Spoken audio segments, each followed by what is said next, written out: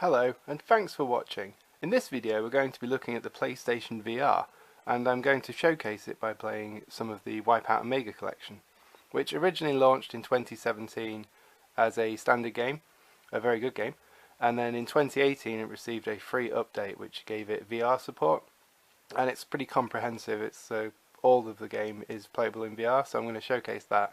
And if you've seen any of my previous videos, you know I make a lot of Wipeout videos, so even though I believe Super Hot VR is maybe the best PlayStation VR experience, Wipeout's very good, and I like making Wipeout videos, so I'm going to showcase that game. And if you have Wipeout, you may have seen the original release looked like this, and then they re-released it with VR packaging like this. And it's important to note that the VR content isn't on the disc, it's a downloadable patch, so it doesn't matter which version of Wipeout you will have the VR support in the latest patch of the game.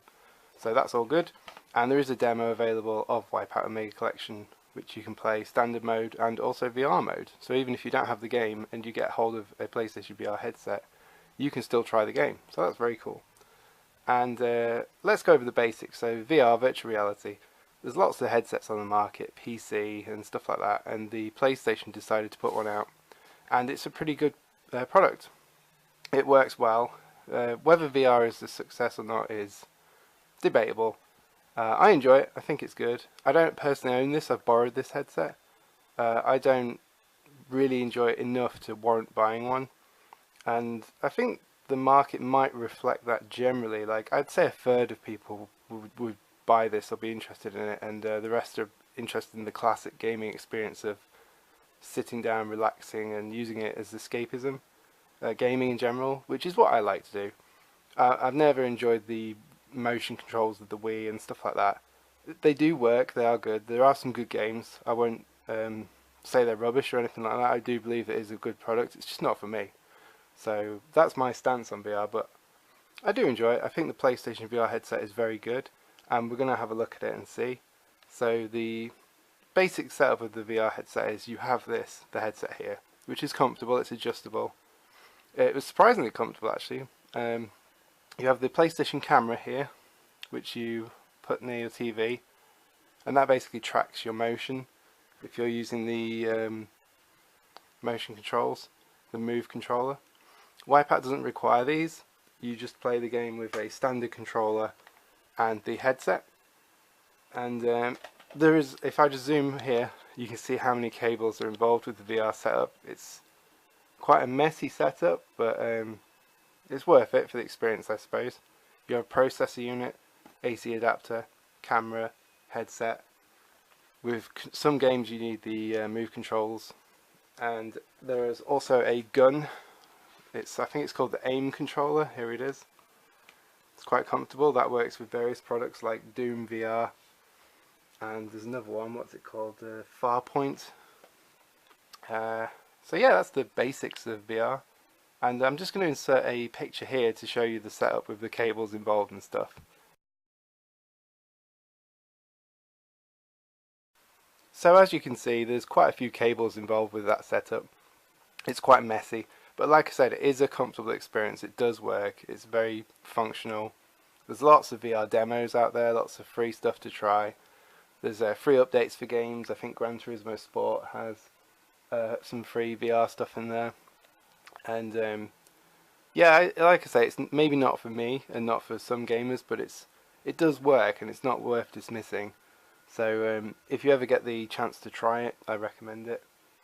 And like I say, I think Super Hot VR is something everyone should try. That one-to-one, like you move with your Move controller and you literally will point your weapon where you're moving around. It's a phenomenal experience. And Wipeout is a very good experience too, it's just a bit different. So yeah, that's the basic explanation of VR, the setup, and now we'll cut across to some gameplay. Okay, I've got the headset on and we're loading up the game, and I think you'll be able to tell immediately that a very cool thing with the VR is like menus, and you can look around. And just, now this bit is really cool, watch this. If I just turn and I can watch the ship as it goes past. very cool. It's hard to explain the experience, but it's really awesome to be able to see the menu like this. But let's go into the options here, and you can see we have all the race options, all the different modes and things. Like I say in the intro, it's the full game, all the different modes and speed classes and everything, all available to you, all the tracks and everything. And here we see some of the options. So we've got the cockpit stabilizing, and this is to do with when your ship tips. Obviously your view will tip, and it's just designed for the comfort of user. So if you're feeling sick, you can mess about with the options a little bit and change those. The peripheral mask, dynamic field of view. These are all to do with like what you see around the sides of the screen and the size of that stuff, and again comfort based stuff. I can't remember what the default settings are, but we'll go in and have a look and see what's going on.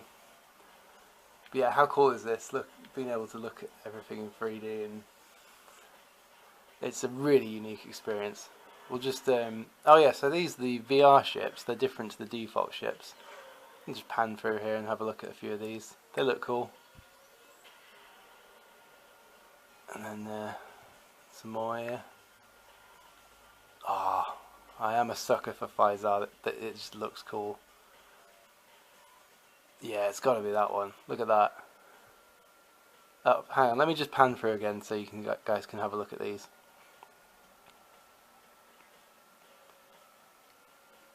And I think that's all of them. Did I skip a couple of these? Anyway, there we go. Let's go with the Faisal. Look around at the 3D menu. Love it. Very cool experience. And it looks, the screen quality is very nice. It's very sharp image, which you need when playing with VR. So here we are in the cockpit. If I look down, you can see yourself in the cockpit. It's kind of mind-blowing. Look around at the track. Look at that. Very cool experience. Here we go.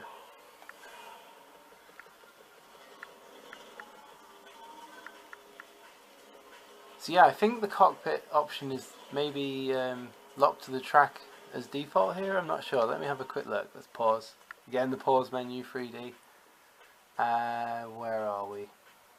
Game options. VR settings. So lock camera to cockpit. Lock camera to track. Lock camera to pilot. So the pilot one, I think this is the most realistic one where you'll feel like you're really in the ship. So let me have a look here. Let's go with that. Yeah, there's a warning there, which of course is a good idea. Let's try this and see how we get on. Yeah, so that feels like you're actually in the ship because it's tipping with you and not with the locked to the track like before. So yeah, it's basically like playing Wipeout with the interior view, except I can just turn and look at the side. So if I'm on a straight here, I can just turn and look at the grandstand and the sky and stuff. And you can play the game with the external view, even though you're in VR. And look, I can look to the sides and around, even though I'm playing with the external view. But obviously it's about playing the internal view if you're playing VR. And yeah, the cockpit display down here is very cool. Again, you can see that legs down there. It's hard to play and show you this. It is a fully immersive experience. Looking up at the sky, look at that. It just proves how beautiful this Wipeout game is. But yeah, so this is what it looks like, how it plays. It is a comfortable experience, but I play probably about 3 races and then I start to feel a bit queasy from the effect of it.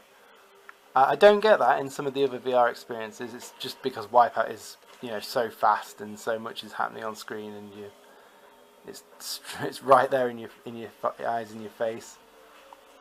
But yeah, it's a very cool experience. I'm not exactly racing very well right now, and I'm on a low speed class, but I just want to showcase you what it's like to play. And let's quit out again the cool 3D menu here. Look up at the sky, and we'll go on a 2048 race just so I can show you what that looks like. So here we are, racebox 2048, Ultima, why not? So again, I think these are exclusive VR ships for the 2048. They look pretty good, not too bad. Let's go with someone else, let's go with AG Systems. There we go.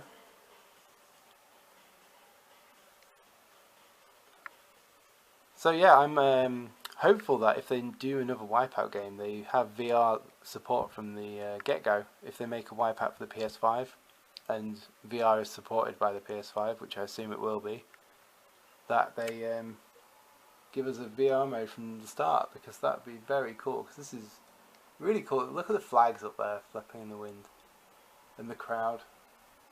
They're not exactly animated, but you know they're there. What we can read the signs here as well. Will Piranha quit the sport? That's a bit of lore for Wipeout fans there, because 2048 is a prequel, and Piranha are in 2048, but they're not in the original game. So I guess they did quit the sport. But here we go. This is 2048, and we have the camera locked to the pilot still, because that feels the most immersive to me. But this is what 2048 looks like. It's very nice. Let's have another look at some of these options. Field of view. I'm not sure what this does. Let's turn it off and see.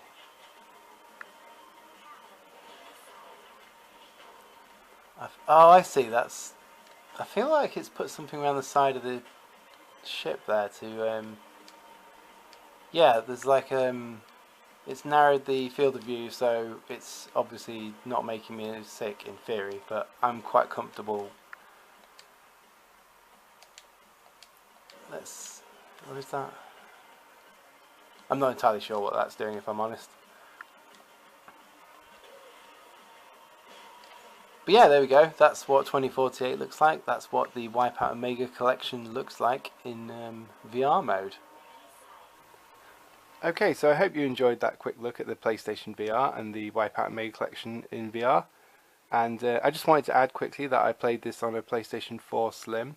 The VR headset works with the standard PlayStation 4, the PlayStation 4 Slim, and the PlayStation 4 Pro. So it doesn't matter which model you have, this will work with all of them, so don't worry about that. And yeah, so that's been a look at that, and thank you very much for watching.